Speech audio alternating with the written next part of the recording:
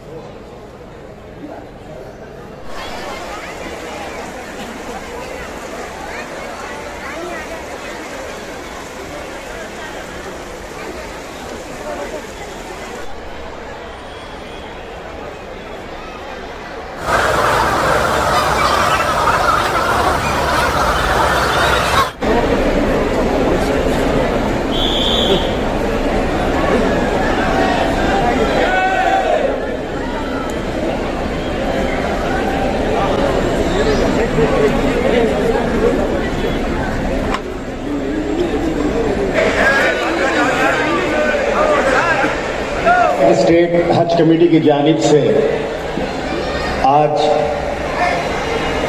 हज की रास्त परवाज़ों का इफ्तिताह इज़्ज़त माब वज़ीर आला कर्नाटक जनाब सिद्धरामैया साहब के हाथों अमल में आएगा। अऊज़ु बिल्लाहि मिनश शैतानिर रजीम।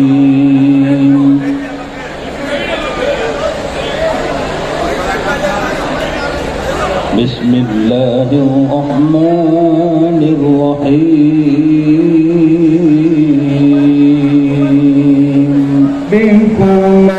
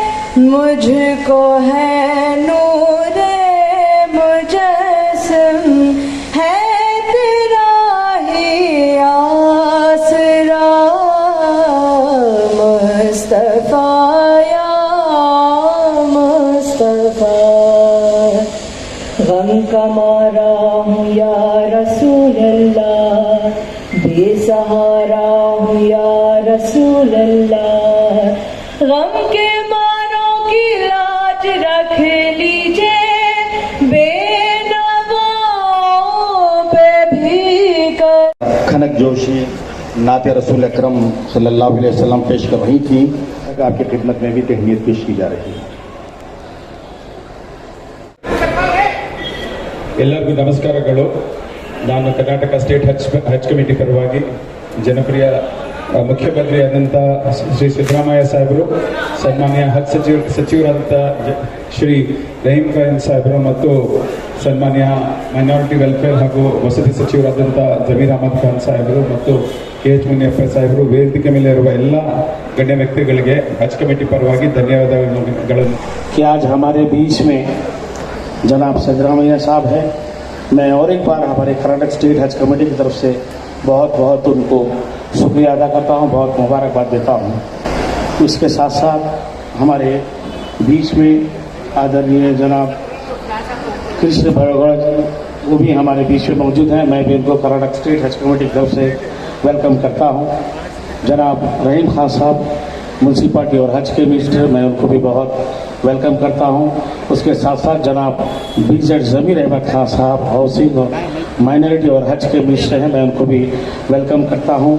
इसके साथ साथ स्टेज पर बैठे हमारे तमाम उलमा इकराम और हमारे एक्स चेयरमैन जनाब रोशन बेग साहब, MLA जनाब KH मुनियप्पा साहब और हमारे MP नासिर हुसैन साहब, EO सरफराज खान साहब और हमारे सेक्रेटरी जनाब मनोज जैन साहब और स्टेज पर बैठे तमाम हमारे हज कमेटी के मेंबर्स, उलमा इकराम और इस फंक्शन में आए हुए सभी मेहमान और इस साल को जाने वाले सभी हाजियों को मैं कर्नाटक स्टेट हज कमेटी की तरफ से बहुत वेलकम करता हूं और बहुत मुबारकबाद पेश करता हूं।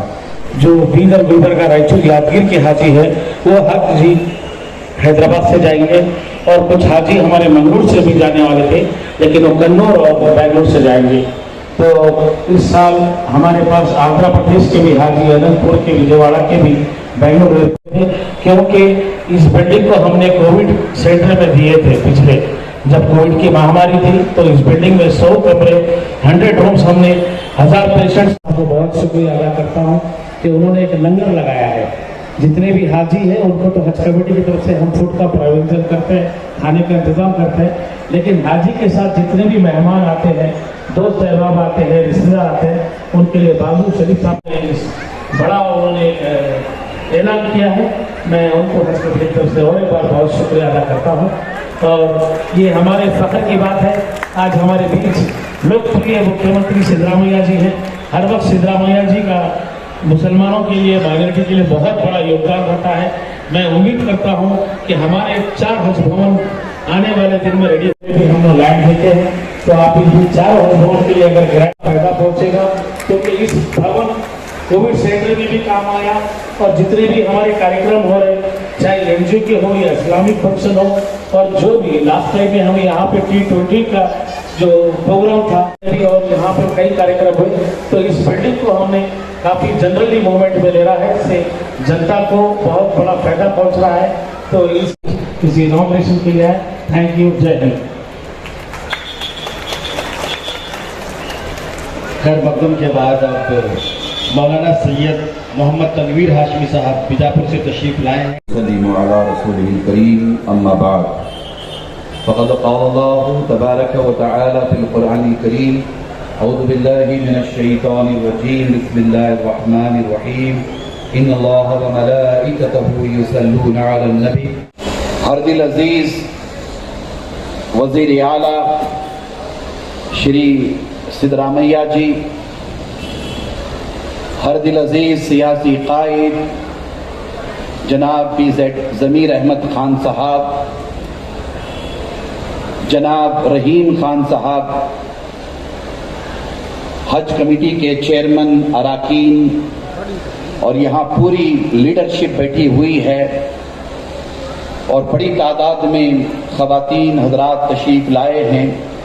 अल्लाह तबारक व तआला का बेपना फजल करम और उसी की तौफीक, उसी की इनायत, जिसके बाइस हम तमाम आज के इस अज़ीमुश्शान हज फ्लाइट्स के इफ्तिताही तकरीब में, इजलास में शिरकत की सआदत से बहरामंद हैं।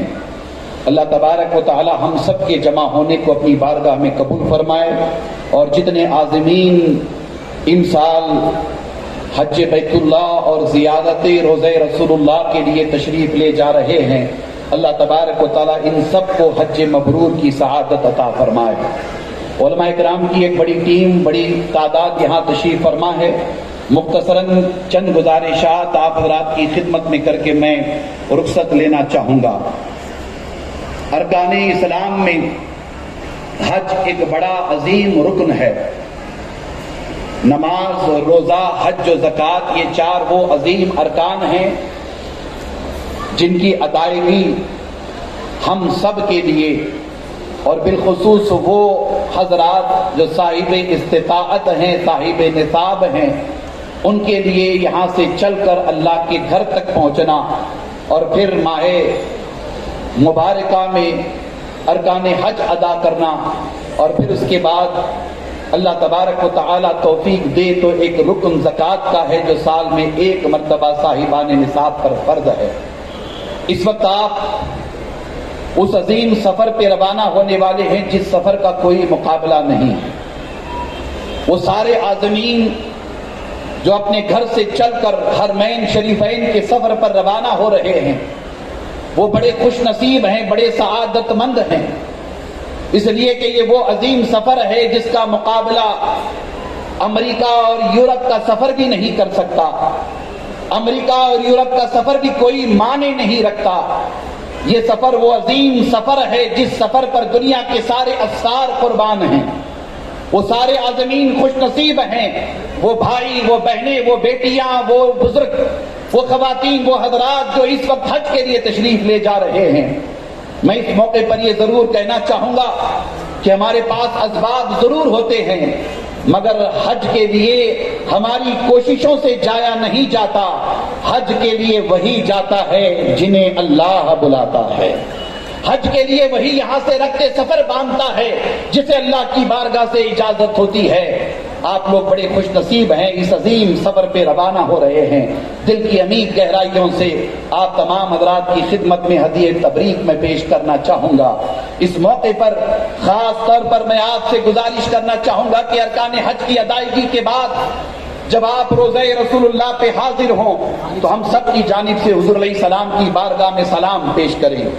मक्का मदीना में क़याम के दौरान आप आलम इस्लाम के लिए दुआ करें, आलम इंसानियत के लिए दुआ करें, बिलखुसूस वतन अजीज हिंदुस्तान के लिए दुआ करें। हमारा देश नफरतों के माहौल में घिरा हुआ है। कश्मीर से लेकर कन्याकुमारी तक, गुजरात से लेकर आसाम और बंगाल तक नफरतों का माहौल बना हुआ है। अहले कर्नाटक मुबारकबाद के मुस्तहक हैं। यहाँ के रहने बसने वाले हिंदू, मुसलमान, सिख, ईसाई जिन्होंने भाईचारा, मोहब्बत, उखुवत, अपनायत का सबूत देते हुए नफरत को शिकस्त दी है, मोहब्बत को कामयाब किया है और आज उसी मोहब्बत की कामयाबी का सहरा हम अपने माथे की आंखों से देख रहे हैं कि हमारे दरमियान सिद्धरामैया जी बैठे हुए हैं। इस मौके पर मैं आप सबसे गुजारिश करूंगा, आज़मीन से गुजारिश करूंगा कि आप वतन अजीज हमारे भारत के लिए दुआ करें, हमारे देश के लिए दुआ करें, देश में हिंदू मुस्लिम इत्तेहाद के लिए दुआ करें। ये दुआ करें कि इस देश में रहने बसने वाले 140 करोड़ हिंदुस्तानी हमेशा प्यार मोहब्बत से रहें, उखुवत से रहें, अपनाइयत से रहें, एहतराम के साथ रहें। इस देश का तिरंगा हमेशा ऊंचा रहे, इस देश के संविधान की, इस देश की कॉन्स्टिट्यूशन की हमेशा हिफाजत हो। मैं आप आज़मीन से गुजारिश कर रहा हूं कि काबा शरीफ का गिलाफ पकड़ करके भारत के लिए दुआ करें, मदीना मुनव्वरा में दुआ करें, जहां कहीं जाएं दुआ करें। इसलिए दुआ करें कि सारे जहां से अच्छा हिंदुस्तान हमारा, हम बुलबुलें हैं इसकी, ये गुलसिता हमारा। मजहब नहीं सिखाता आपस में बैर रखना, हिंदी है हम वतन हैं, हिंदुस्तान हमारा। जय हिंद, जय कर्नाटका। हाजी साहब, खतीब इमाम जामिया मस्जिद बैंगलोर सिटी, गुजारिश करता हूं कि अपने दुआए कलिमात से हमें नवाजें। मौलाना मकसूद इमरान रशाद। बिस्मिल्लाहिर्रहमानिर्रहीम वलिल्लाहि अलन्नासि हिज्जुल बैति मन इस्तताअ इलैहि सबीला सदक़ल्लाहुल अज़ीम। तमाम तारीफ़ें उस अल्लाह के लिए जो तमाम आलम का पालनहार है, दरूद व सलाम हो नबी आखिरुज़्ज़मा ताजदार मदीना अहमद मुस्तफ़ा मोहम्मद मुस्तफ़ा सल्लल्लाहु अलैहि वसल्लम पर, जिनके सदक़े में अल्लाह रब्बुल ज़ुल जलाल ने इस कायनात को वजूद बख्शा। आज हम सब के लिए बड़ी खुशी और मसरत का मौका है कि यूँ समझिए कि हज क़याम की रौनक दो बाला हो गई है। और जैसे ही हमारे इस रियासत के वज़ीर आला इज़्ज़त माब सिद्धरामैया साहब तशरीफ़ लाए तो मैंने उनसे यही कहा कि आप अपनी जगह तशरीफ़ लाएं। अल्लाह का शुक्र है कि अल्लाह रब्बुल ज़ुल जलाल ने हमारे लिए और हमारी इस रियासत के लिए, और हम उम्मीद करते हैं कि पूरे आलम के लिए और हमारे इस मुल्क के लिए अमन व अमान के फैसले होंगे। यहाँ हर एक पूरी भारी चारगी के साथ रहेगा। आज ये बड़ा मुबारक दिन है इसलिए कि हमारी रियासत के हुज्जाज इकराम हज बैतुल्लाह को रवाना होने वाले हैं। उनके एजाज़ में ये बड़ा अज़ीमुश्शान इजलास मुनक़िद है। जैसे हजरत ने फरमाया, हाजियों की जिम्मेदारी है कि आप पूरे मुल्क के और रियासत के और आलम इस्लाम के नुमाइंदे बनकर हज बैतुल्लाह के लिए रवाना हो रहे हैं। आप ये एहसास हमेशा अपने अंदर रखें कि हम पूरी कौम और पूरे मुल्क के लिए एक नुमाइंदा बनकर अल्लाह की बारगाह में हमको दुआ करना है। मुल्तज़म से चिपट कर भी हम दुआ करेंगे, हकीम में भी हम दुआ करेंगे। इसी तरह अरफात के मैदान में जैसे मेरे नबी ने दुआ फरमाई थी उसी तरह हम भी दुआ करेंगे। जहां अपने लिए दुआ करेंगे वहीं आलम इस्लाम के लिए भी हम दुआ करेंगे।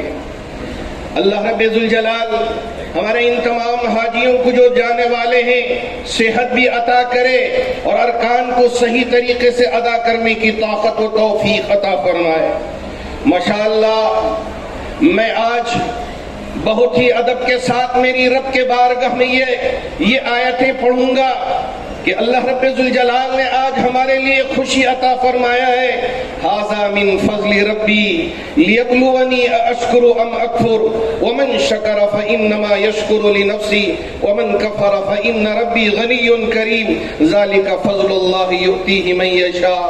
बहुत मुजाहिदों के बाद हमारे उलमा और पूरे मुल्क के जो अच्छी सोच रखने वाले हैं सब ने मिलकर दुआ की कि एक यहाँ का माहौल भाईचारगी वाला माहौल बन जाए, यहाँ मोहब्बत हो, यहाँ उखुवत हो, यहाँ मंदिरों में सुकून के साथ घंटी भी बजाई जाए और मस्जिदों से मीनारों से अल्लाह अकबर की आवाज भी बुलंद हो, और इसी तरह गिरजाघर हो, चर्च हो और गुरुद्वारे हो, वहां भी हर एक अपनी अपनी इबादत सुकून के साथ कर सके, यहाँ किसी के लिए कोई परेशानी वाक़ई ना हो। इसीलिए सबने मिलकर माशाअल्लाह प्रार्थना भी की, दुआएं भी की।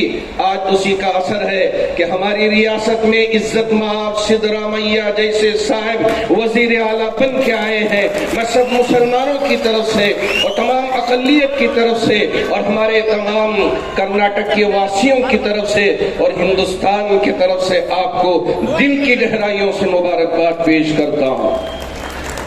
ऐसे ही हमारे हरदिल अजीज इज्जत माब पीज़ेड ज़मीर अहमद खान साहब, इसलिए कि मैं देखता हूँ जहाँ कहीं भी आप जाते हैं, क्या हिंदू क्या मुसलमान क्या ईसाई क्या सिख, सब माशाअल्लाह आपके लिए जमा होते हैं और आपके लिए दुआएं करते हैं और आपकी मोहब्बत में आपका साथ देते हैं। अल्लाह का शुक्र है कि पूरी रियासत कर्नाटक ने ये बताया कि हम अपने लीडर के साथ पूरी मोहब्बत के साथ रहेंगे और उखुवत के साथ रहेंगे। और हमारे वजीर आला सिद्धरामैया साहब हों और डी.के. शिव कुमार साहब हों और इसी तरह सुरजेवाला साहब हों और इसी तरह हमारे यहाँ के दूसरे साहिबान हो, सब ने मिलकर यहाँ मुस्लिम नुमाइंदगी का भी ख्याल रखकर यहाँ कोशिशें की। अल्लाह का शुक्र है कि 9 एमएलए बने और उसमें हमारे नसीर अहमद साहब को भी एक बावखार पोस्ट से स्टेट के चीफ मिनिस्टर सिद्धरामैया जी आए हैं। ये बहुत खुशी का मौका है हम सब के लिए, तो मैं सिद्धरामैया जी को भी बहुत बहुत मुबारकबाद देता हूँ। कि आज हज के इनाग्रेशन प्रोग्राम में आप आए हैं। इसी साथ ही हमारे इस एरिया के एमएलए भी है और मिनिस्टर भी है कृष्णा बैरागौड़ा जी भी, वो भी आज इस प्रोग्राम के अध्यक्ष हैं, तो मैं उनको भी मुबारकबाद देता हूं। साथ ही हमारे जमीर अहमद भाई के बारे में क्या बताऊं, वो तो सभी पूरी कर्नाटक की जनता जानती है।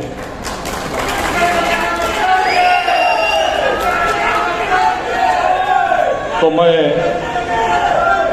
उनको भी बहुत बहुत मुबारकबाद देता हूं। साथ ही KH मुनियप्पा जी, वो सेंट्रल के लास्ट टाइम रेलवे मिनिस्टर भी थे और इस बार हमारे कर्नाटक के मिनिस्टर भी, तो मैं उनको भी बहुत बहुत मुबारकबाद देता हूं। और खास ही हमारे MP साहब नासिर हुसैन भाई वो भी हैं, तो मैं उनको भी बहुत बहुत मुबारकबाद देता हूं। साथ ही सभी MLA MLC उनको भी मुबारकबाद देता हूं। खासकर नहीं चुके हमेशा हमारे कम्युनिटी के लिए, हर चीज के लिए हमारे उलमा इकराम को भी, वो भी सभी लोग आए हैं, तो मैं उनको भी बहुत बहुत मुबारकबाद देता हूं।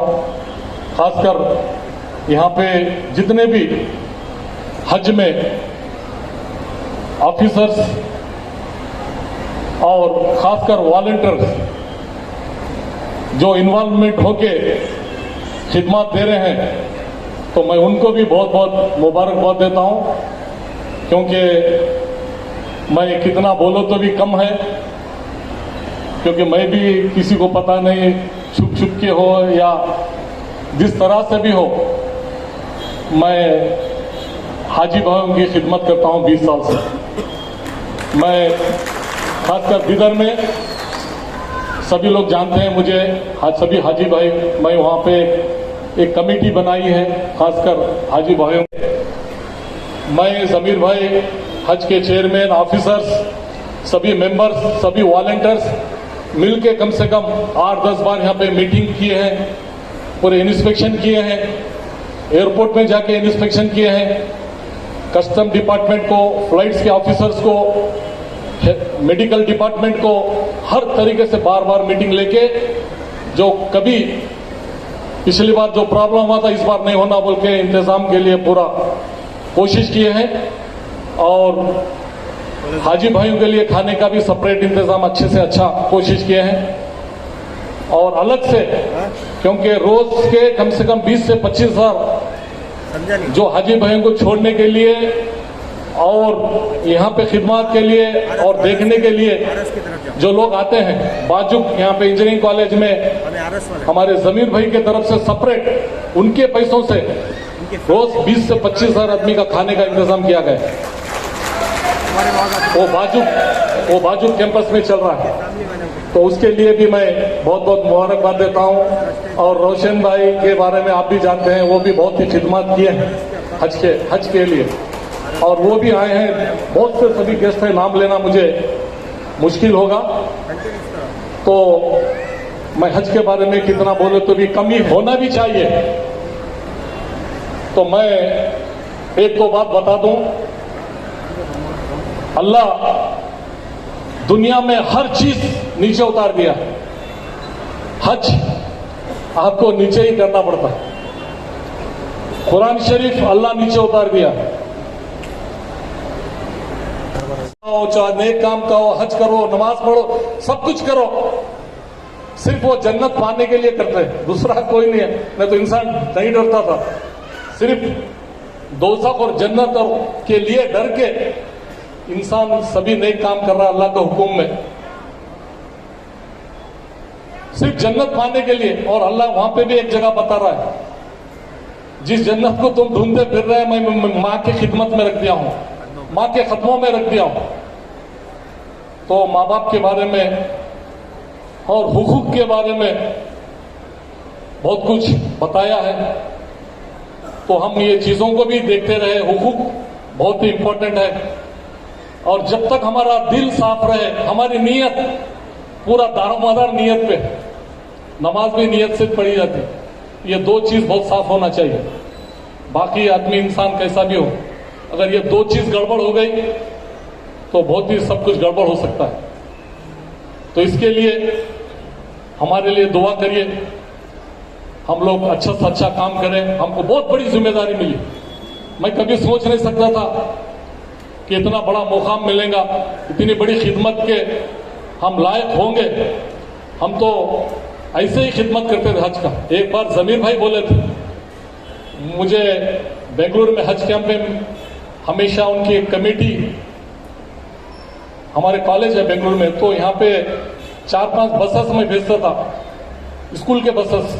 जब पहले रेलवे स्टेशन से, बस स्टैंड से लोगों को लाना पड़ता था यहाँ पे, तो एक जने इंट्रोड्यूशन करा दिया। अभी मैं पॉलिटिक्स में नहीं था सर, इन्हों भी हमारे टीपू भाई इंट्रोड्यूशन कराए सर, इनके भी खिदमत है, स्कूल के बसेस देते हैं। तो सडनली जमीर भाई बोले जो भी यहाँ खिदमत करता है वो खाली नहीं जाएगा, एक ना एक दिन बहुत बड़ा बनेगा। लेकिन मुझे, मैं सामने हूं, आपके सामने, इतना बड़ा मुकाम मिला है और इतने अच्छे आप सभी हाजी भाइयों को बहुत बहुत मुबारकबाद इसलिए भी देता हूं कि आपका सफर जाने का तैयारी हो रही है। और हमारे कर्नाटक के चीफ मिनिस्टर सिद्धरामैया जी, जो एक नेक और ईमानदार चीफ मिनिस्टर और सभी समाज को एक ही निगाह से देखने वाले चीफ मिनिस्टर, आज उसको इनॉग्रेशन किए हैं।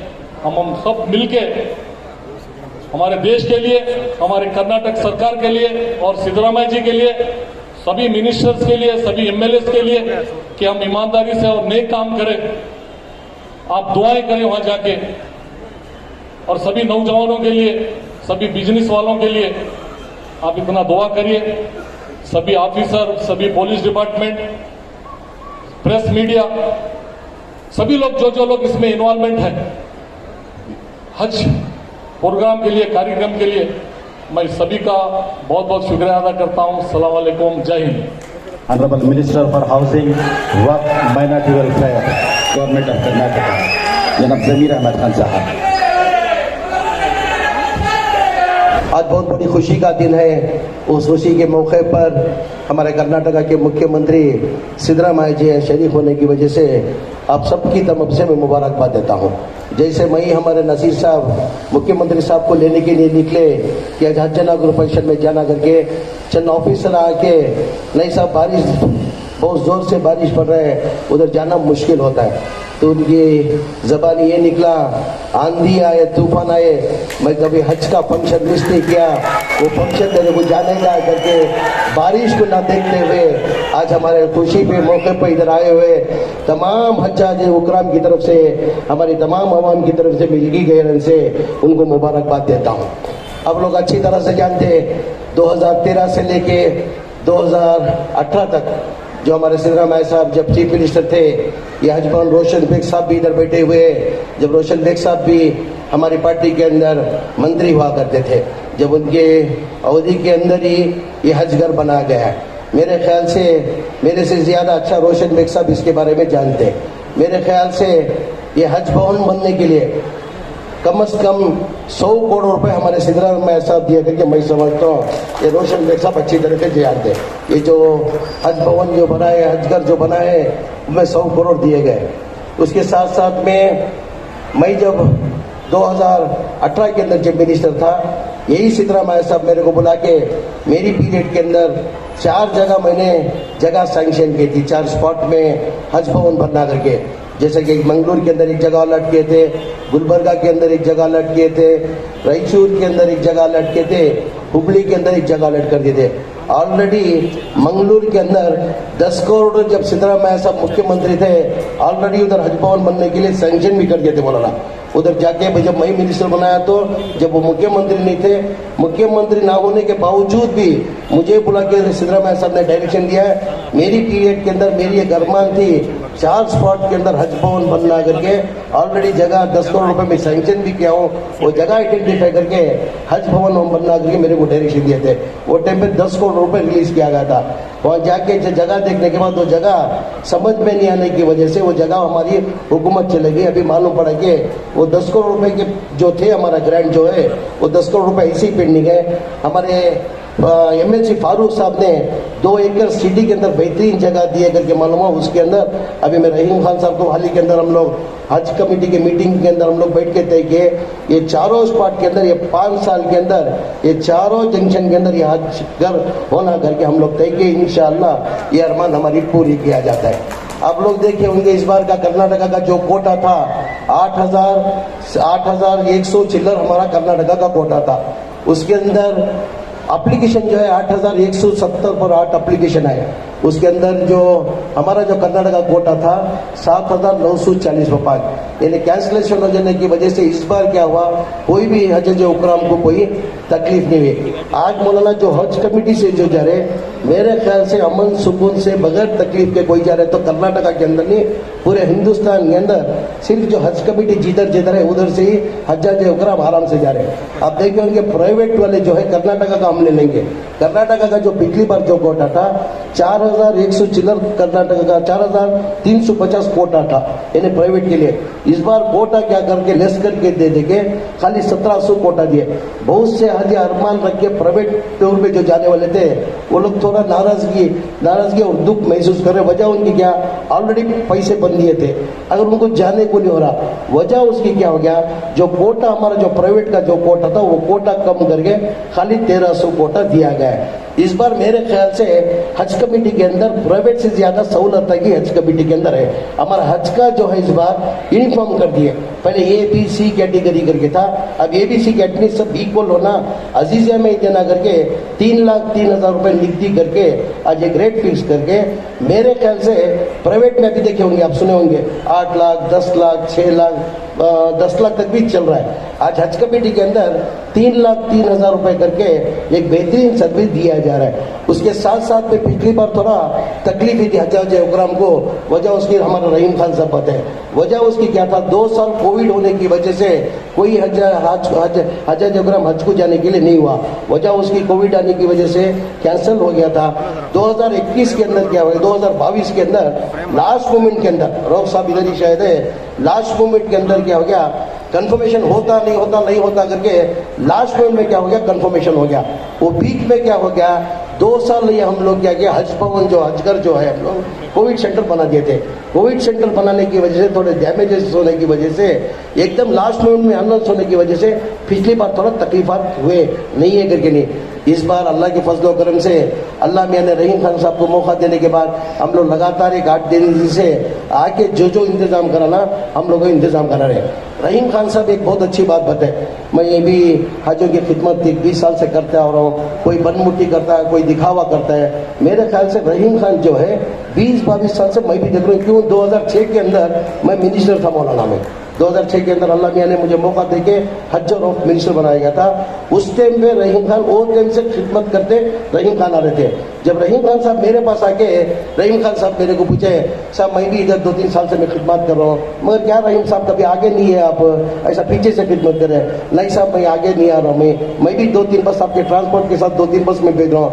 मैं भी मेरी आखिरत के पूंजी के लिए कर रहा हूँ करके उन्होंने उस टाइम में बताया 2006 में। उस टाइम में बिठा के मैं रहीम खान को बोला कि जो भी दिल से हज कमेटी के अंदर जो खिदमत करता अल्लाह में उसको जरूर ऊंचा मुकाम देता। आपको भी एक दिन सियासत का दूर दूर तक उनको अंदेशा नहीं था, दूर दूर तक उनकी सोच नहीं थी रहीम खान साहब की। उस टाइम पे मैंने बताया था मौलाना आप दिल से इधर खिदमत करो अल्लाह मियाँ ये दूर नहीं रहेगा। आपको भी खिदमत करने का अच्छी तरीके से मौका देता करके आज अल्लाह मियाँ वो आपकी खिदमत देख के आज अल्लाह मियाँ ने आपको एक मिनिस्टर बना के एक मौका दिया। ये मौका आप खोना नहीं करके आपसे एक आजीज़ाना गुजारिश करता हूँ। और जितना भी हज का मैंने ज्यादा बात करते हुए मुख्यमंत्री का भी ज्यादा मैं वक्त लेना नहीं चाहता। ये आप देखे होंगे मेरे ख्याल से कर्नाटका का जो हज घर जो है कर्नाटका का पूरे हिंदुस्तान के अंदर आज कर्नाटका का हज घर बोले तो मतलब एक तारीफ काबिल है। और कोई स्टेट में इतनी अच्छी खिदमत कोई वॉलंटियर नहीं करता जो कर्नाटका जो हज घर में जो करता है। मेरे ख्याल से कोई स्टेट में कोई भी वॉलंटियर कोई भी इतना अच्छा इंतजाम नहीं है। ये जो भी हज कैंप जो सक्सीड हो रहे हैं मेरे हिसाब की वजह से, ना मिनिस्ट्री की वजह से, ना कोई गवर्नमेंट की वजह से, ये सिर्फ और सिर्फ ये जो वॉलंटियर जो खिदमत करते हैं उनकी वजह से ये हज कैंप सक्सीड होने का कारण। हजारों की तादाद के अंदर वॉलंटियर कम से कम 2 से लेके 3 महीने तक जो है उनके धंधे पानी छोड़ के, जो भी वॉलंटियर जो है इसके अंदर मेरे ख्याल से कोई पैसे वाला वॉलंटियर नहीं है। जो मिडिल क्लास के जो वॉलंटियर होते हैं उनके कमाएंगे तो महीने का अगर उनकी कमाई आएगी तो उनका घर गुजरान करता है, उसको कुर्बानी देके आज जो हज घर के अंदर हज भवन के अंदर जो काम कर रहे जो वॉलंटियर आज उनकी वजह से ये हज कमेटी सक्सीड होने का कारण, ये पूरा क्रेडिट में ये हमारे हज वॉलंटियर्स को देता हूँ जो हज का कामयाब होने के लिए। ये कहते हुए जो वॉलंटियर्स जो थे मौलाना, हर टाइम हमारे जो वॉलंटियर जो होते मेरे ख्याल से हजारों की तादाद के अंदर वॉलंटियर्स है मौलाना इधर। मेरे ख्याल से बहुत से का कम से कम 28-30 साल से इन लोग खिदमत करते आ रहे। बहुत से ऐसे वॉलंटियर्स थे जो अल्लाह का घर का दीदार नहीं करे, खिदमत करते हुए भी अल्लाह का घर का दीदार नहीं करे। ऐसों को मैं आइडेंटिफाई करते हुए 2018 के अंदर 970 जन को मैं उम्रे को भेजा था। ऐसे लास्ट में पिछली बार जब आया था बहुत से वॉलंटियर्स आके मेरे पास एक गुजारिश कर लिए थे, साहब आप पिछली बार एक 970 जन को भेजे थे, उसके अंदर और 300-400 जन बगैर अल्लाह के घर के देखे बगैर ऐसे वॉलंटियर्स है करके आप लोग ने बताया था। वो वॉलंटियर्स को मैं आइडेंटिफाई करते ही हज का होने के बाद ये वॉलंटियर्स को जो नहीं जा चुके, जिसकी ताकत नहीं है, जो अल्लाह का घर का दीदार नहीं करे, वैसे जो बच्चे जो वॉलंटियर्स जो 200-300 जो बचे हुए हैं इंशाअल्लाह एक 3 से 4 महीने के अंदर उनको भी अल्लाह का घर का दीदार कराने का, उम्रे को भेजने का मैं वो इंतजाम करा के देता हूँ। उसके साथ साथ में हमारा जो हज का जो अभी इनॉग्रेशन फंक्शन जो था आपने जानते होंगे पिछली हुकूमत के अंदर सिद्धरामैया साहब ने 5 करोड़ रुपए सैंक्शन करा था। वो गवर्नमेंट सिद्धरामैया की गवर्नमेंट 2018 के आने के बाद 2018 के अंदर कोलिशन गवर्नमेंट है, कोलिशन गवर्नमेंट आने के बाद हमारे साहब कुमार स्वामी साहब मुख्यमंत्री बने थे। कुमार स्वामी साहब को भी जाके मैं गुजारिश करा हमारे को रिन्यूएशन के लिए सिद्धरामैया साहब 5 करोड़ रुपए के ग्रांट रखे। अब वो 5 करोड़ ग्रांट दो करके उन्होंने भी नहीं रिलीज किया था। यानी सिद्धरामैया कुमार स्वामी साहब 1.5 साल थे जब नहीं रिलीज करे थे। बाद में बीजेपी हुकूमत थी, बीजेपी हुकूमत के अंदर 3.5 साल बीजेपी की हुकूमत थी, बीजेपी हुकूमत वाले ने भी रिलीज किए। जो पहली बार जो मुख्यमंत्री बन के सिद्धरामैया साहब है, मैं रहीम खान साहब का लेटर लेके जाके खाली सिद्धरामैया को इतना बताया, साहब आपके पीरियड के अंदर चंद रिन्यूएशन करने के लिए 5 करोड़ रुपए ने आपने सैंक्शन किया था। वो पिछली गवर्नमेंट जन कोलिशन गवर्नमेंट में भी नहीं रिलीज किए, तो बीजेपी हुकूमत में रिलीज किए। आप रिलीज करेंगे तो बेहतर रहता करके पेपर देख के 5 करोड़ बचता था, या और ज्यादा होना तो बोलो करके 5 करोड़ इमीडिएट लिख के दिए। ಯಾಕೆ ಸರ್ 5 ಕೋಟಿ ನಾನು ಮೊನ್ನೆ ನಿಮ್ಮ ಮುಖ್ಯಮಂತ್ರಿ ಆಗಿ ಪ್ರಮಾಣ ವಚನ ತಗೊಂಡಿದ್ದು 2ನೇ ದಿನಕ್ಕೆ ನಾನು ನಿಂತ ಬಂದೆ ರಹೀಂ ಖಾನ್ ಲೆಟರ್ ತಗೊಂಡು, ಸರ್ ನಿಮ್ಮ ಸರ್ಕಾರ ಇರುವಾಗ ಅವಧಿಯಲ್ಲಿ ರಿನ್ಯೂಯೇಷನ್ ಮಾಡೋಕ್ಕೆ ಒಂದು 5 ಕೋಟಿಯನ್ನು ಕೊಟ್ಟಿದ್ರು. ಅದು ಸಮ್ಮಿಶ್ರ ಸರ್ಕಾರದಲ್ಲಿ ನಾವು ಬಹಳಷ್ಟು ಕೇಳ್ಕೊಂಡ್ವಿ. ಸಮ್ಮಿಶ್ರ ಸರ್ಕಾರವನ್ನು ಕುಮಾರಸ್ವಾಮಿ ಅವರು ಬಿಡುಗಡೆ ಮಾಡಿಲ್ಲ. ಬಿಜೆಪಿ ಸರ್ಕಾರ ಬಂತು, ಬಿಜೆಪಿ ಸರ್ಕಾರವನ್ನು ಬಿಡುಗಡೆ ಮಾಡಿಲ್ಲ.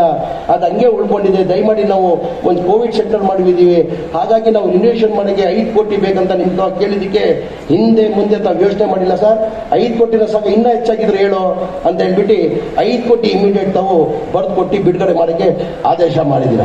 5 ವರ್ಷದಿಂದ ಆಗಲಿಲ್ಲ ಕಾರಣ ನೀವು ಮಾಡಿಕೊಟ್ಟಿದ್ದೀರ ಸರ್. ನಿಮಗೆ ಧನ್ಯವಾದಗಳು ಸಲ್ಲಿಸಕ್ಕೆ ಬಯಸ್ತಾ ಇದ್ದೀನಿ. ಅದ್ರ ಜೊತೆಯಲ್ಲಿ ನಿಮ್ಮಲ್ಲಿ ನಾನು ದಯಮಾಡಿ ನಮ್ಮ ಗುರುಗಳನ್ನು ಮನವಿ ಮಾಡ್ತಾ ಇದ್ದು ಕೂತ್ಕೊಳ್ಳುವಾಗ ಇಂಥ ಅವಕಾಶ ನಾವೆಲ್ಲ ವೇದಿಕೆ ಮೇಲೆ ಕೂತಿದ್ದೀವಿ, ದಯಮಾಡಿ ಮುಖ್ಯಮಂತ್ರಿಗಳು ನಾವು ಕೇಳೋಕ್ಕಾಗಲ್ಲ, ನೀನಾದರೂ ಕೇಳಲೇಬೇಕು ಅಂತ ಹೇಳ್ಬಿಟ್ಟು ನಮ್ಮಿಬ್ಬರು ಗುರುಗಳು ತನ್ವೀರ್ ಹಾಶ್ಮಿ ಸಾಹೇಬರೆಲ್ಲ ಒಂದು ಕಡೆ ನಮ್ಗೆ ಕೇಳಿದ್ರು. ಏನಕ್ಕಂದ್ರೆ ನಮ್ಮ ಮ್ಯಾನಿಫೆಸ್ಟೋದಲ್ಲಿ 5,000 ಕೋಟಿ ಕೊಡ್ತೀವಿ ಮೈನಾರಿಟಿ ಅಲ್ಪಸಂಖ್ಯಾತರಿಗೆ ವರ್ಷಕ್ಕೆ ಕೊಡ್ತೀವಿ ಅಂತ ನೀವು ಮ್ಯಾನಿಫೆಸ್ಟೋದಲ್ಲಿ ಘೋಷಣೆ ಮಾಡಿದ್ರು. ಅವರೆಲ್ಲ ಒಂದು ಕಡೆ ಅವ್ರಿಗೆ ವಾಸನೆ ಹೋಗಿದೆ. ಏನಂತ ಈ 5 ಗ್ಯಾರಂಟಿ ಕಾರ್ಡ್ ಇಂದ ನಮ್ಗೆ ಕಡಿಮೆ ಮಾಡಬಹುದು ಅಂತ ವಾಸನೆ ಹೋಗಿದೆ. ಹಾಗಾಗಿ ನಾವು ಕೇಳಕ್ಕಾಗಲ್ಲ, ದಯಮಾಡಿ ನೀವು ಮನೆ ಮುಖ್ಯಮಂತ್ರಿಗಳಿಗೆ ನಮ್ಮ ಕಡೆಯಿಂದ ನೀನ್ ಕೇಳ್ಕೊಳ್ಬೇಕಂತ ಹೇಳ್ಬಿಟ್ಟು ಅವರೆಲ್ಲ ಅವರ ಆದೇಶ ಮೇಲೆ ನಾನು ಕೇಳ್ತಾನೆ. ಅವ್ರ ಮನವಿ ಏನ್ ಮಾಡ್ಕೊಳ್ಳೋದಂದ್ರೆ ನೀವೇನ್ ಮಾತು ಕೊಟ್ಟಿದ್ರೆ 5,000ದಲ್ಲಿ ನಮ್ಗೆ ದಯಮಾಡಿ ಯಾವ ಕಾರಣಕ್ಕೂ ನಮ್ಗೆ ಕಡಿಮೆ ಮಾಡ್ಬಾರ್ದು ಅಂತ ಅವ್ರ ಬೇಡಿಕೆನ ಸರ್. ನಮ್ಮ ಎಲ್ಲ ಗುರುಗಳು ಬೇಡಿಕೆ 5,000 ನಮ್ಮನ್ನ ಕಡಿಮೆ ಮಾಡ್ಬೇಡ. ಅವ್ರೇನಂತಾರೆ ಎಲ್ಲ ನಮ್ಮ ಕಡೆ ವಾಸನೆ ಇದೆ, ಈ 5 ಗ್ಯಾರಂಟಿಗೋಸ್ಕರ ನಮ್ಗೆಲ್ಲ ಕಡಿಮೆ ಮಾಡ್ಬೋದು ಅಂತ ನಮ್ಗೆ ವಾಸನೆ ಇದೆ. ದಯಮಾಡಿ ಮನೆ ಮುಖ್ಯಮಂತ್ರಿಗಳಿಗೆ ನೀವು ಮನವಿ ಮಾಡ್ಕೊಂಡು ಅದು ಯಾವ ಕಾರಣಕ್ಕೆ ಕಡಿಮೆ ಆಗ್ಬಾರ್ದು ಅಂತ ಅವ್ರ ಬೇಡಿಕೆನ ತಮ್ಮ ಮೇಲೆ ಇಟ್ಟಿದ್ದೀನಿ. मैं ज्यादा न बात करते हुए तमाम उलमा इकराम को दोबारा मुबारकबाद देते हुए एक आखिरी में हमारा जो हज का जो है, आप लोग सब अच्छी तरह जानते हैं, एक मुसलमान को एक हज करना एक फर्ज बनता है, यानी हर एक मुसलमान को एक बार हज जाना लाजमी है और उसको हम लोग फर्ज समझते हैं। तो हज्जाज उकराम से मैं आजीज़ाना गुजारिश करते हुए, जैसा तनवीर हाशमी साहब बताए, जैसा काबे को देखते हमारा एक अकीदा है, जैसी पहली नजर एक काबे को देख के हम जो भी दुआ मांगते हैं अल्लाह उसे कबूल कर लिया करता करके हमारा अकीदा है वो। तो मेरे हज्जाज उकराम से एक आजीज़ाना गुजारिश करते हुए, जब आप पहली बार काबे की नजर पड़ती, आपके लिए, आपके खानदान के लिए आप जो मांगना आप मांग के आखिरी में जो हमारे हिंदुस्तान के लिए हिंदू, मुसलमान, सिख, ईसाई चाहत मोहब्बत से रहना करके वो जब भी आप पहली नजर पड़ते तो दुआ की दरखास्त करते हुए, आप लोग अच्छी तरह से जानते हमारा इस्लाम धर्म, तनवीर हाशमी साहब बताए, हमारा इस्लाम धर्म हमको कभी भी तासुब करना नहीं सिखाया, हमारा इस्लाम धर्म हमको तासुब करना नहीं सिखाया, हर एक से चाहत मोहब्बत भाईचारे से रहना करके ही हमारा इस्लाम धर्म को सिखाया। मजहब नहीं सिखाता, आपस में बैर रखना, हिंदी है हम, हिंदुस्तान हमारा, सारे जहां से अच्छा हिंदुस्तान हमारा करके ये हमारा इस्लाम धर्म हमारे को सिखाए। तो हज्जाज उकराम से एक आजीज़ाना गुजारी, जब भी पहली नजर आप काबे में पड़ती, हमारे हिंदुस्तान के लिए हर हम हिंदू, मुसलमान, सिख, ईसाई चाहत मोहब्बत से रहना करके एक आजीज़ाना गुजारिश करते हुए, हज्जाज उकराम से एक आजीज़ाना गुजारिश करते हुए, अल्लाह में हर एक को मौका नहीं देता, हज करने का हर एक को मौका नहीं देता। अल्लाह में जब तक जिसे नहीं चाहता, अल्लाह में किसी भी हज करने के लिए बुलाता नहीं। अरबोपति है, करबोपति, आज देखो प्राइवेट के अंदर बहुत से जने उम्मीद रख को बैठे थे, हजारों तादाद के अंदर उम्मीद रख को बैठे थे, आज उनको जाने क्यों नहीं हो रहा? कोटा कम होने की वजह से। जो पिछली बार जो था 4,500 कोटा था, इस बार 1700 कोटा कम करिए, यानी 2 से 2,500 हजार नहीं जा सकते। मैं सिर्फ इतना ही बोल सकता हूँ, अल्लाह भी आपको कबूल करके, अल्लाह जिसे बुलाना उसे बुलाता, अल्लाह जिसे नहीं बुलाता उसे किसे नहीं बुलाता। आपको अल्लाह भी आप बुला के आपको हज करने का एक मौका दिया, कस के आप इबादत करना, हमारे हिंदुस्तान के लिए दुआ करना। और रहीम खान साहब आजीज़ाना गुजारी, आपकी जवाबदारी ज्यादा मैं समझता हूँ, मगर इससे बड़ी जवाबदारी और कोई नहीं है। ये जब तक ये 22 तारीख तक ये हज का फंक्शन नहीं खत्म होता, आप कोई भी प्रोग्राम नहीं करना, ये हज कैंप के अंदर रहना करके ये आपसे आजीज़ाना गुजारिश करते हुए, दोबारा में हमारे सिद्धरामैया साहब को और हमारे कृष्ण बैरेगौड़ा साहब को दिल की गहराई से मुबारकबाद देते हुए, उनका इधर आने की, ये फंक्शन में खुशी के मौके पर इधर आने की वजह से शुक्रिया अदा करते हुए मेरी बात खत्म करता हूँ। अस्सलाम वालेकुम, अल्लाह हाफिज़, जय हिंद, जय कर्नाटक। मौजूद सामीन, ಜೀವನದಲ್ಲಿ ಇಂತಹ ಒಂದು ಅವಕಾಶ ಸಿಗೋದೇ ಅಪರೂಪ। ಈ ಸೌಭಾಗ್ಯ ಈ ವರ್ಷ ಸುಮಾರು ನಮ್ಮ ರಾಜ್ಯದ 8,000 ಹಜ್ಜಿಗಳಿಗೆ ಸಿಕ್ಕಿದೆ। ಅವರೆಲ್ಲರಿಗೂ ನಾನು ಅಭಿನಂದನೆಯನ್ನ ಹೇಳ್ತೇನೆ। ಇಂಥ ಒಂದು ಪುಣ್ಯ ಯಾತ್ರೆ ಮಾಡುವಂತ ಅವಕಾಶ ನಿಮ್ಗೆಲ್ಲ ಸಿಕ್ಕಿರೋದಿಕ್ಕೆ, ಜೀವನದಲ್ಲಿ ನಿಮ್ಮ ಕನಸು ಹಜ್ ಯಾತ್ರೆ ಮಾಡಬೇಕು ಅನ್ನುವ ಕನಸು ಈಡೇರುವಂತಹದ್ದು, ಆ ಶುಭ ಈ ವರ್ಷ ನಿಮ್ಗೆಲ್ಲ ಒದಗಿ ಬಂದಿರೋದು ನಿಮ್ಮೆಲ್ಲರ ಸೌಭಾಗ್ಯ ಅಂತ ನಾನು ಭಾವಿಸಿದ್ದೇನೆ। ಈ ಹಜ್ ಭವನ ಉಪಯೋಗ ಆಗ್ತಾ ಇರೋದು ಬಹಳ ಸಂತೋಷದ ವಿಷಯ। 2013ರಿಂದ 2018 ನಮ್ಮ ಸರ್ಕಾರ, ಕಾಂಗ್ರೆಸ್ ಸರ್ಕಾರ ಇದ್ದಾಗ, ಸಿದ್ದರಾಮಯ್ಯನವರು ಮುಖ್ಯಮಂತ್ರಿಗಳಿದ್ದಾಗ ಈ ಹಜ್ ಭವನ ನಿರ್ಮಾಣಕ್ಕೆ ನಮ್ಮ 5 ವರ್ಷದಲ್ಲಿ 55 ಕೋಟಿ ಅನುದಾನವನ್ನ ನಮ್ಮ ಸರ್ಕಾರದಿಂದ ಅವತ್ತು ನಾವು ಬಿಡುಗಡೆ ಮಾಡಿ, ಇವತ್ತು ದೇಶದಲ್ಲೇ ಅತ್ಯಂತ ಸುಂದರವಾದ ಹಜ್ಗರ್ಗಳ ಪೈಕಿ ಒಂದು ನಮ್ಮ ಈ ಹಜ್ಗರು ನಮ್ಮ ಕ್ಷೇತ್ರದಲ್ಲಿ ಇರೋದು ನಮಗೆ ಹೆಮ್ಮೆಯ ವಿಚಾರ। ಅದಕ್ಕಾಗಿ ಇದಕ್ಕೆ ಅನುದಾನ ಕೊಟ್ಟಂತವರು ಅವತ್ತು ಮಾನ್ಯ ಸಿದ್ದರಾಮಯ್ಯನವರು ಮುಖ್ಯಮಂತ್ರಿಗಳಾಗಿದ್ದಾಗ ಅವರಿಗೆ ನಾನು ಅಭಿನಂದನೆಯನ್ನ ಸಲ್ಲಿಸಲಿಕ್ಕೆ ಬಯಸ್ತೇನೆ। ಈ ವರ್ಷ ಹಜ್ಗರ್ ಮೇಂಟೆನೆನ್ಸ್ಗೆ ಕೆಲವು ಸಮಸ್ಯೆ ಆಗಿರೋದನ್ನ ಹಜ್ ಸಮಿತಿ ಅಧ್ಯಕ್ಷರು ಎಲ್ಲ ನಮ್ಮ ಗಮನಕ್ಕೆ ತಂದಿದ್ದಾರೆ। ಸರ್ಕಾರದಿಂದ ಅದರ ಮೇಂಟೆನೆನ್ಸ್ಗೆ ಏನ್ ಬೇಕು ಅದನ್ನ ಒದಗಿಸಲಿಕ್ಕೆ ನಾವೆಲ್ಲರೂ ಕೂಡ ಅವ್ರ ಜೊತೆಗೆ ನಿಂತು ಈ ಹಜ್ಗರ್ ಸುಸಜ್ಜಿತವಾಗಿ ಇರಬೇಕು। ಅದಕ್ಕೆ ನಮ್ಮ ಸರ್ಕಾರ ಏನ್ ಸಹಾಯ ಬೇಕಾದ್ರೂ ನಮ್ಮ ಮುಖ್ಯಮಂತ್ರಿಗಳಿಂದ ಕೊಡಿಸುವಂತ ಕೆಲಸ ನಾವು ಮಾಡ್ತೇವೆ।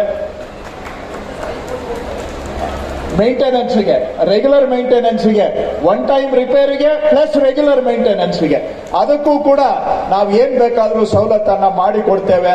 ಯಾಕೆ ಅಂತ ಹೇಳಿದ್ರೆ ಇವತ್ತು ನಮ್ಮ ಸರ್ಕಾರ ಕರ್ನಾಟಕದಲ್ಲಿ ಬಂದಿದೆ, ಕರ್ನಾಟಕದಲ್ಲಿ ಕಾಂಗ್ರೆಸ್ ಸರ್ಕಾರ ಬಂದಿದೆ। ಅದು ಬಂದಿದೆ ಅಂತ ಹೇಳಿದ್ರೆ आप सबकी हर दिल की दुआ से, आपकी मेहनत से, आपकी मदद से आपने दिल से चाहा कि कांग्रेस सरकार, कांग्रेस का हुकुम कर्नाटका में आना, इसी आपका मदद से आज कांग्रेस का गवर्नमेंट कर्नाटका में आया है। हमारा फर्ज बनता है कि आपके साथ खड़े होना हमारा फर्ज है। इसलिए हमारी तरफ से जो भी हो सकता है हम आपके साथ खड़े होंगे, हम आपके लिए करेंगे। हमारे सिद्धरामಯ್ಯ साहब वो भी आपके साथ हमेशा रहेंगे। ಇದು ನಿಮಗೂ ಗೊತ್ತಿದೆ, ನಾನೇನು ಹೇಳುವಂತ ಮಾತಲ್ಲ, ತಮ್ಗೆಲ್ಲರಿಗೂ ಕೂಡ ಗೊತ್ತಿದೆ। ಇಷ್ಟು ಮಾತು ಹೇಳಿ ನೀವೆಲ್ಲರಿಗೂ ಕೂಡ ಹಜ್ ಯಾತ್ರೆ ಸುಖ ಶಾಂತಿಯಿಂದ ಆಗ್ಲಿ। ತಾವೆಲ್ಲ ಅಲ್ಲಿ ಹಜ್ಗೆ ಹೋದಾಗ ನಮ್ಮ ದೇಶದಲ್ಲಿ ಶಾಂತಿ ಇರಬೇಕು, ನಮ್ಮ ದೇಶ ಅಭಿವೃದ್ಧಿ ಆಗಬೇಕು। हमारा मुल्क में, हिंदुस्तान में अमन का जरूरत है। हिंदुस्तान का हर हिंदुस्तानी का तरक्की का जरूरत है। मैं आपसे सिर्फ इतना गुजारिश करता हूं कि आप दुआ कीजिए, हिंदुस्तान का तरक्की हो और हिंदुस्तान में हमेशा के लिए अमन रहे। बस आपके परिवार के लिए आप दुआ कीजिए, उसके साथ हिंदुस्तान का तरक्की और हिंदुस्तान में अमन, इसके लिए भी आप दुआ कीजिए। मैं आपसे गुजारिश करते हुए आप सबको ಮತ್ತೊಮ್ಮೆ ನಾನು ತಮ್ಮೆಲ್ಲರ ಹಜ್ ಯಾತ್ರೆ ಸುಖ ಶಾಂತಿಯಿಂದ ಆಗಲಿ, ನಮ್ಮ ಸರ್ಕಾರ ನಿಮ್ಮ ಜೊತೆಗೆ ಸದಾ ಕಾಲ ಇರುತ್ತೆ ಅಂತ ಹಾರೈಸಿ ತಮ್ಗೆಲ್ಲರಿಗೂ ಒಳ್ಳೇದಾಗ್ಲಿ ಅಂತ ಶುಭ ಕೋರಿ ನನ್ನ ಎರಡು ಮಾತಿಗೆ ವಿರಾಮ ಕೊಡ್ತೇನೆ। ಹಜ್ ಕಮಿಟಿಯವರು, ಮಂತ್ರಿಗಳು ಇವತ್ತು ಬಹಳ ಚೆನ್ನಾಗಿ ವ್ಯವಸ್ಥೆಯನ್ನ ಮಾಡಿದ್ದಾರೆ, ಅವರು ಇದೇ ತರ ಕೆಲಸವನ್ನ ಮುಂದುವರಿಸಲಿ ಅಂತಾನೂ ಸಹ ಆಶಿಸ್ತಾ ನನ್ನ ಮಾತಿಗೆ ವಿರಾಮ ಕೊಡ್ತೇನೆ। ನಮಸ್ಕಾರ।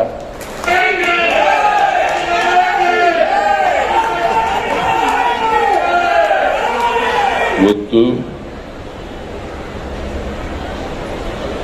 ಕರ್ನಾಟಕ ಹಜ್ ಸಮಿತಿ ಅದರ ಅಡಿನಲ್ಲಿ 2023 ವರ್ಷದ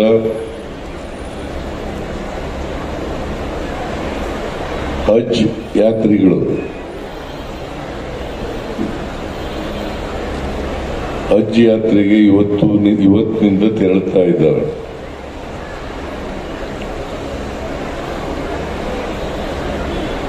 ಇವತ್ತಿನಿಂದ ನಾಳೆ ಬೆಳಿಗ್ಗೆಯಿಂದ 22ನೇ ತಾರೀಕಿನವರೆಗೆ ಈ ಹಜ್ ಯಾತ್ರೆ ನಡೀತದೆ।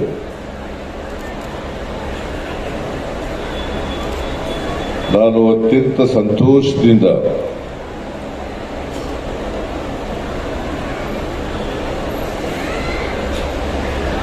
ಈ ಹಜ್ ಯಾತ್ರೆಯ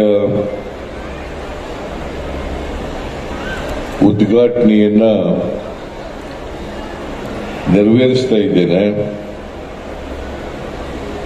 ಜೊತೆಗೆ ಬಹಳ ಸಂತೋಷದಿಂದ ಈ ಕಾರ್ಯಕ್ರಮದಲ್ಲಿ ಭಾಗವಹಿಸ್ತಾ ಇದ್ದೇನೆ।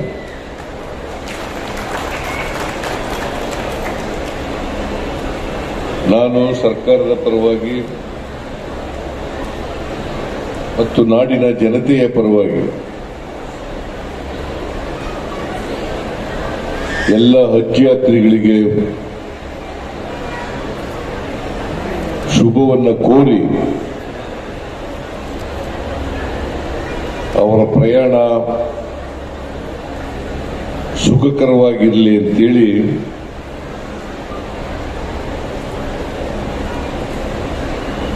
ಪ್ರಾರ್ಥನೆಯನ್ನು ಮಾಡಲಿಕ್ಕೆ ಬಯಸ್ತಾ ಇದ್ದೇನೆ।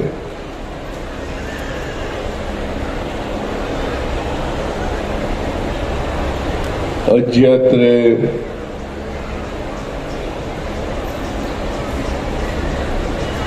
ನಾನು ಮುಖ್ಯಮಂತ್ರಿಯಾಗಿರುವಾಗ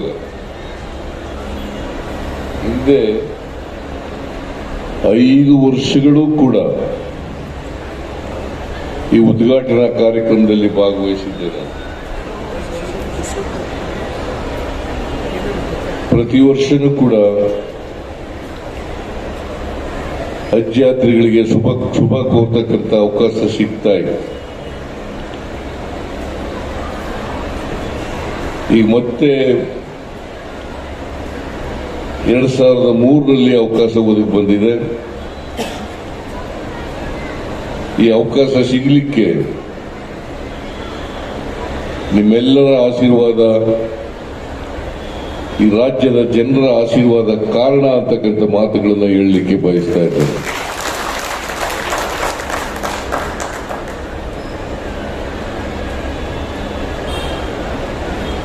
ಅದಕ್ಕಾಗಿ ನಿಮಗೆ ಧನ್ಯವಾದಗಳನ್ನು ಹೇಳಲಿಕ್ಕೆ ಬಯಸ್ತಾ ಇದ್ದೇನೆ.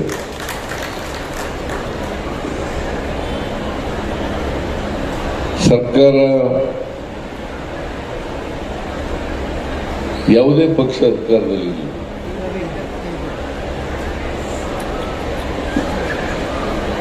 ಅದರ ಮೂಲಭೂತವಾದಂಥ ಕರ್ತವ್ಯ ಈ ನಾಡಿನ ಎಲ್ಲ ಜನರಿಗೆ ರಕ್ಷಣೆಯನ್ನು ಕೊಡ್ತಕ್ಕಂಥದ್ದು.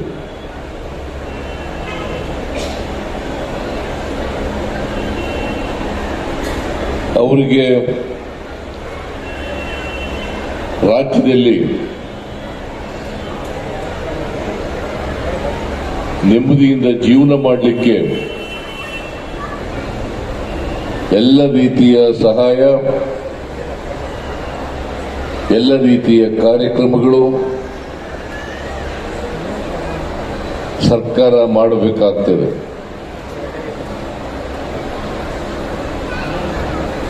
ಹಿಂದೆ ನಮ್ಮ ಸರ್ಕಾರ ಇರುವಾಗ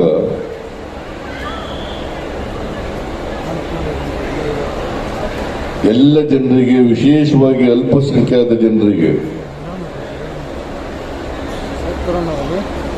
ರಕ್ಷಣೆಯನ್ನು ಕೊಡ್ತಕ್ಕಂಥ ಕೆಲಸವನ್ನು ನಾವು ಮಾಡಿದ್ದು.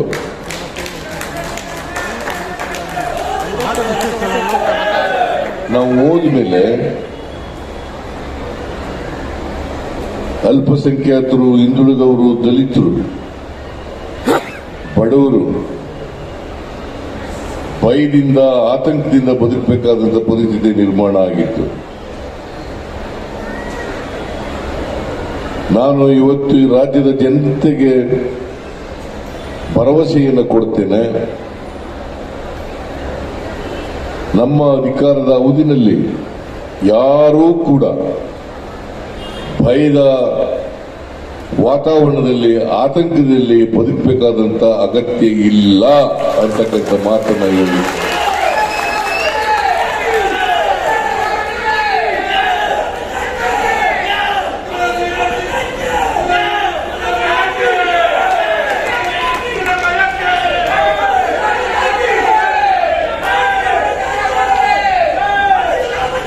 ಯಾರಿಗೂ ಕೂಡ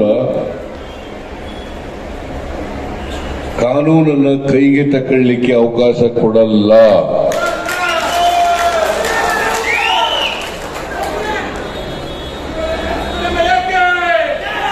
ಕೆಲವರು ಮಾರಲ್ ಪೊಲೀಸಿಂಗ್ ಹೆಸರಿನಲ್ಲಿ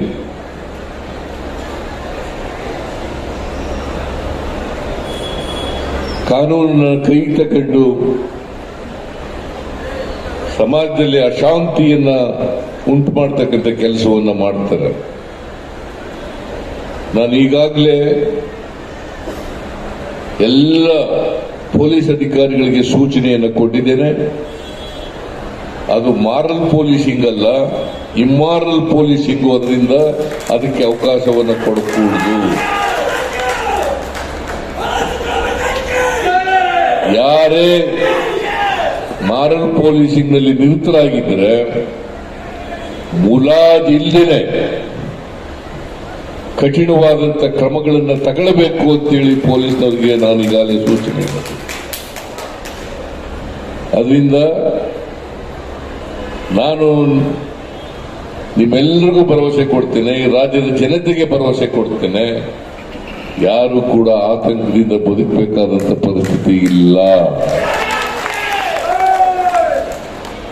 ಮತ್ತೆ ಈ ರಾಜ್ಯದ ಅಲ್ಪಸಂಖ್ಯಾತರು ಕೂಡ ಈ ದೇಶದ ನಾಡಿನ ಪ್ರಜೆಗಳು, ಅವ್ರಿಗೂ ಕೂಡ ಸರ್ಕಾರದ ಸಂಪತ್ತಿನಲ್ಲಿ, ಅಧಿಕಾರದಲ್ಲಿ ಪಾಲ್ ಕೊಡಬೇಕಾಗಿರ್ತಕ್ಕಂಥದ್ದು ಅನಿವಾರ್ಯ, ಅಗತ್ಯ ಅಂತಕ್ಕಂಥ ಮಾತುಗಳನ್ನು ಹೇಳಲಿಕ್ಕೆ ಬಯಸ್ತೇನೆ. ಅವರು ಮುಸಲ್ಮಾನ್ ಇರ್ಬೋದು, ಕ್ರಿಶ್ಚಿಯನ್ ಇರ್ಬೋದು, ಬೌದ್ಧರಿರ್ಬೋದು, ಸಿಖ್ರಿರ್ಬೋದು, ಜೈನರಿರ್ಬೋದು, ಯಾರೇ ಅಲ್ಪಸಂಖ್ಯಾತರಿರ್ಬೋದು, ಅವರೆಲ್ಲರಿಗೂ ಕೂಡ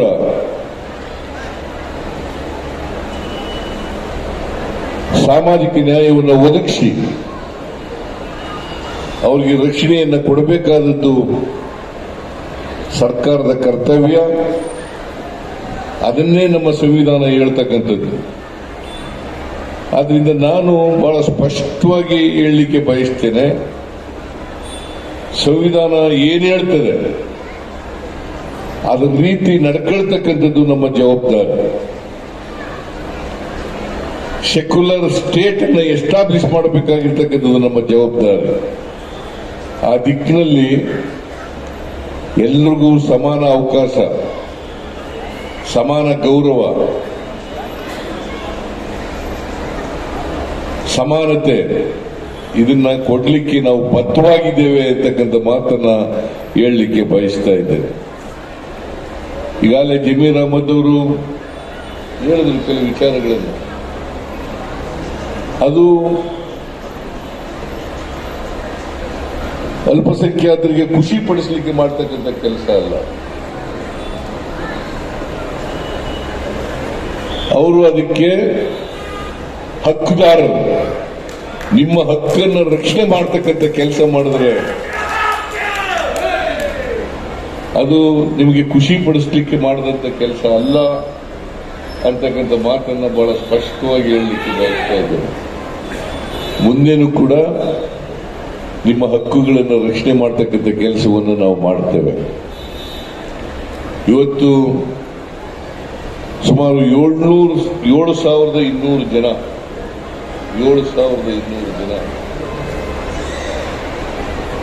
ಹಜ್ ಯಾತ್ರೆಗೆ ಹೋಗ್ತಾ ಇದ್ದಾರೆ.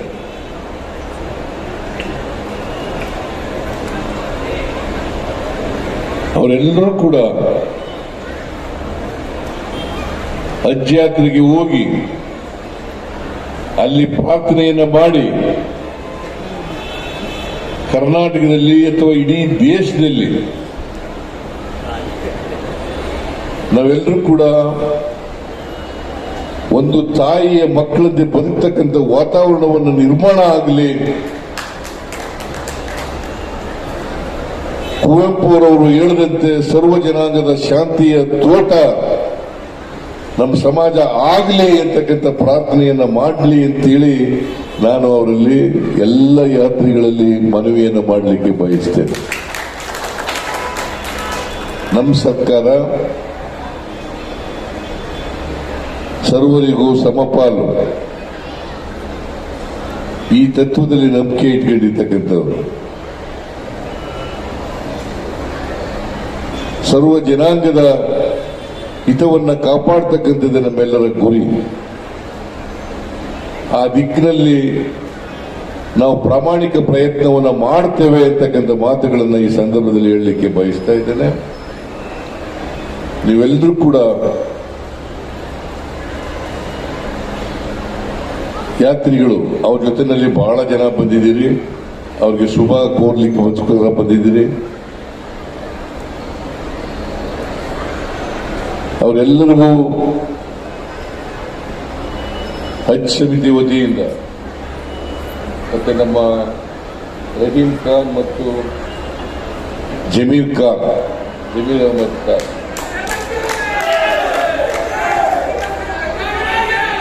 ಅವರ ಎಲ್ಲ ರೀತಿಯ ಬೇಕಾದಂತ ಸೌಲಭ್ಯಗಳನ್ನು ಒದಗಿಸಿಕೊಡ್ತಕ್ಕಂಥ ಕೆಲಸವನ್ನ ಮಾಡ್ತಾರೆ. ಇಷ್ಟು ಮಾತ್ರ ಹೇಳ್ತೇನೆ, ಈ ಸರ್ಕಾರ ನಿಮ್ಮ ಜೊತೆನಲ್ಲಿ ಇರ್ತದೆ. ನಿಮಗೆ ಎಲ್ಲ ಸಹಕಾರವನ್ನ ಬೆಂಬಲವನ್ನ ಕೊಡುತ್ತೇವೆ. ಇದರಲ್ಲಿ ಯಾರು ಕೂಡ ಸಂಶಯ ಇಟ್ಟಬೇಕಾದಂತ ಅಗತ್ಯ ಇಲ್ಲ. ಹಾಗೇನೆ ರಾಜ್ಯದ ಎಲ್ಲ ಜನರಿಗೂ ಕೂಡ ಬೆಂಬಲವನ್ನ ಸಹಕಾರವನ್ನು ಕೊಡುತ್ತೇವೆ. ಈಗಾಗಲೇ ನಾವು ಅಧಿಕಾರಕ್ಕೆ ಬಂದ 15 ದಿನಗಳ ಒಳಗಡೆ ನಾವು ಕೊಟ್ಟಿದ್ದಂತ ಪ್ರಮುಖವಾದಂತ ವಾಗ್ದಾನಗಳನ್ನು ಈಡೇರಿಸತಕ್ಕಂಥ ತೀರ್ಮಾನವನ್ನು ಮಾಡಿದ್ದೇವೆ. 5 ಗ್ಯಾರಂಟಿಗಳನ್ನ ಜಾರಿ ಕೊಡಬೇಕು ಅಂತ ತೀರ್ಮಾನ ಮಾಡಿ ಆದೇಶಗಳನ್ನು ಕೂಡ ಹೊರಡಿಸಿದ್ದೀವಿ. ಎಲ್ಲ ಬಡವರು, ಎಲ್ಲ ಮಹಿಳೆಯರು, ಎಲ್ಲ ಯುವಕರು, ಎಲ್ಲ ಧರ್ಮದವರು, ಜಾತಿ ಧರ್ಮ ಭೇದ ಇಲ್ಲದೆ ಎಲ್ರಿಗೂ ಕೂಡ ಕೊಡ್ತಕ್ಕಂಥ ನಿರ್ಣಯವನ್ನು ಮಾಡಿದ್ದೇವೆ. ಅದು ಗೃಹಲಕ್ಷ್ಮಿ ಇರ್ಬೋದು, ಗೃಹ ಜ್ಯೋತಿ ಇರ್ಬೋದು, ಅನ್ನಭಾಗ್ಯ ಇರ್ಬೋದು, ಎಲ್ಲ ಮಹಿಳೆಯರಿಗೂ ಕೂಡ ಸರ್ಕಾರಿ ಬಸ್ಗಳಲ್ಲಿ ಫ್ರೀಯಾಗಿ ಪ್ರಯಾಣ ಮಾಡಲಿಕ್ಕೆ ಅವಕಾಶ ಕಲ್ಪಿಸ್ಕೊಡ್ತಕ್ಕಂಥದ್ದು ಇರ್ಬೋದು, ಅಥವಾ ನಿರುದ್ಯೋಗಿ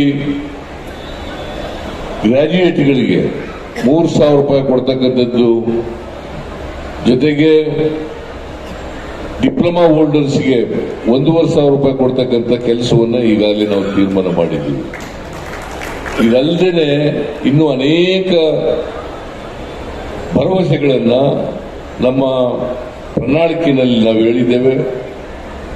ಅವನ್ನು ಕೂಡ ಮಾಡಿಕೊಡ್ಲಿಕ್ಕೆ ಪ್ರಯತ್ನವನ್ನು ಮಾಡ್ತೇವೆ. ಅದ್ರ ಜೊತೆಗೆ ನಸೀರ್ ಅಹಮದ್ ಹೇಳ್ತಾ ಇದ್ರು, ಹಿಂದೆ ನಾವು ಮಾಡಿದಂತ ಅಲ್ಪಸಂಖ್ಯಾತರು ಮಾಡಿದಂತ ಅನೇಕ ಕಾರ್ಯಕ್ರಮಗಳನ್ನು ನಿಲ್ಲಿಸಿದ್ದಾರೆ ಅಂತ ಹೇಳಿ. ನಾನು ಹೇಳ್ತೇನೆ, ಹಿಂದೆ ಯಾವ್ಯಾವ ಕಾರ್ಯಕ್ರಮಗಳನ್ನು ಮಾಡಿದ್ದೋ ಅವೆಲ್ಲವನ್ನು ಕೂಡ ಮುಂದುವರಿಸತಕ್ಕಂಥ ಕೆಲಸವನ್ನು ಮಾಡಿ ಅದಕ್ಕೆ ಬೇಕಾದಂತ ಅನುದಾನವನ್ನು ಕೂಡ ಕೊಡುತ್ತೇವೆ ಅಂತಕ್ಕಂಥ ಮಾತುಗಳನ್ನ ಈ ಸಂದರ್ಭದಲ್ಲಿ ಹೇಳಿ ನಾನು ಹೆಚ್ಚು ಭಾಷಣ ಮಾಡಕ್ಕೆ ಹೋಗಲ್ಲ. ಇದು ನೀವೆಲ್ಲ ಹಜ್ ಯಾತ್ರೆಗೆ ಹೋಗ್ತಕ್ಕಂಥವ್ರು ಮತ್ತು ಸಮಯನೂ ಕೂಡ ಆಗಿದೆ. ಎಲ್ಲ ಹಜ್ ಯಾತ್ರಿಗಳಿಗೆ ಮತ್ತೊಮ್ಮೆ ಶುಭ ಕೋರಿ ಅವರ ಪ್ರಯಾಣ ಸುಖಕರವಾಗಿರಲಿ. ಅವರೆಲ್ಲರೂ ಕೂಡ ಕರ್ನಾಟಕದ ಜನರಿಗೆ ಶಾಂತಿ ನೆಮ್ಮದಿಯನ್ನು ಉಂಟು ಮಾಡ್ತಕ್ಕಂಥ ವಾತಾವರಣ ನಿರ್ಮಾಣ ಆಗಲಿ ಅಂತೇಳಿ ಪ್ರಾರ್ಥನೆ ಮಾಡಿ, ಕರ್ನಾಟಕ ರಾಜ್ಯ ಸುಭಿಕ್ಷವಾಗಿ ಬೆಳೀಲಿ ಅಂತೇಳಿ ಪ್ರಾರ್ಥನೆ ಮಾಡಬೇಕು ಅಂತೇಳಿ ತಮ್ಮಲ್ಲಿ ಮನವಿ ಮಾಡಿ ನಿಮ್ಮೆಲ್ಲರಿಗೂ ಶುಭ ಕೋರಿ ನನ್ನ ಮಾತುಗಳನ್ನು ಮುಗಿಸ್ತೇನೆ. ಜೈ ಹಿಂದ್, ಜೈ ಕರ್ನಾಟಕ.